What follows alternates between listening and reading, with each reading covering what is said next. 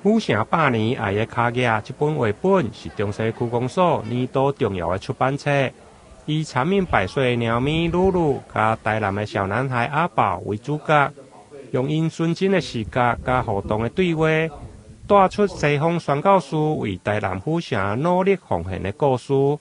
并且伫上午举行新册发表。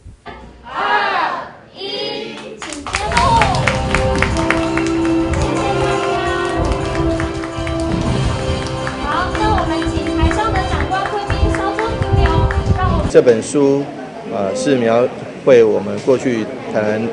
的一段历史，借着这个猫咪露露跟这个小男孩的这个互动的过程，点出了许许多多让我们很感动的这个故事，包括巴克里牧师，包括玛雅各医师，包括甘维林牧师。他们都有对台南有深厚的爱，而且有做出重要的贡献。借着王子硕老师他的一个笔触能够鲜活的点出了这个台南过去的历史。你要说图片看图说故事，你要说照片也会说话，但是我真的更感谢王老师他这本书里面的这个鲜活的这个主角。我相信在这个书里面，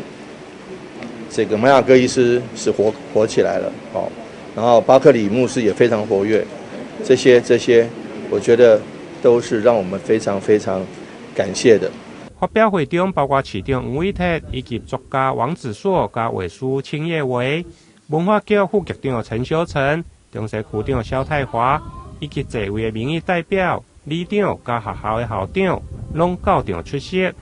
中西区长萧泰华表示，这本绘本是区公所去年与神同行 2.0 的社区营造计划重要的出版，未来将分散各区图书馆和学校，提供民众来借阅。台南新闻引根采访报道。